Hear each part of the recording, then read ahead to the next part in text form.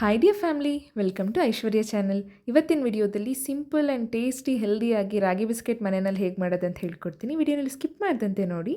ಫಸ್ಟಿಗೆ ನಾನು 100 ಗ್ರಾಮ್ಸಷ್ಟು unsalted butter, ಸ್ವಲ್ಪ ಡ್ರೈ ಫ್ರೂಟ್ಸ್ನ ಕಟ್ ಮಾಡಿ ತೊಗೊಂಡಿದ್ದೀನಿ, ಸ್ವಲ್ಪ ಬೆಲ್ಲ ತೆಗೆದಿಟ್ಕೊಂಡಿದ್ದೀನಿ, 1 ಕಪ್ಪಷ್ಟು ರಾಗಿ ಹಿಟ್ಟನ್ನ ತೆಗೆದಿಟ್ಕೊಂಡಿದ್ದೀನಿ. ಒಂದು ಪಾತ್ರೆಗೆ ಇಲ್ಲಿ ಬಟರ್ನ ಆ್ಯಡ್ ಮಾಡಿಕೊಂಡು ಕ್ಲೀನಾಗಿ ಮಿಕ್ಸ್ ಮಾಡಿದ್ದಾದಮೇಲೆ ಬೆಲ್ಲ ಹಾಕ್ಕೊಳ್ತಾ ಇದ್ದೀನಿ. ಬೆಲ್ಲ ಹಾಕಿ ಕ್ಲೀನಾಗಿ ಮಿಕ್ಸ್ ಆದಮೇಲಿಂದ ಇದಕ್ಕೆ ರಾಗಿ ಹಿಟ್ಟು ಹಾಕ್ತಾಯಿದ್ದೀನಿ.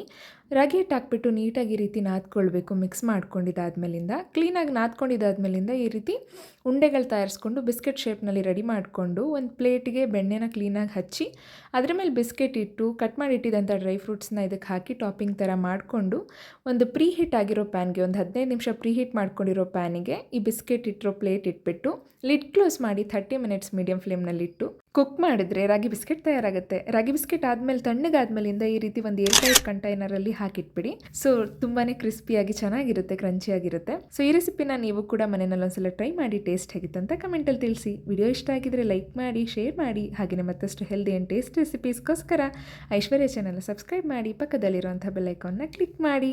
Thank you so much for watching Aishwarya channel. ಎಲ್ರಿಗೂ ಒಳ್ಳೆಯದಾಗಲಿ.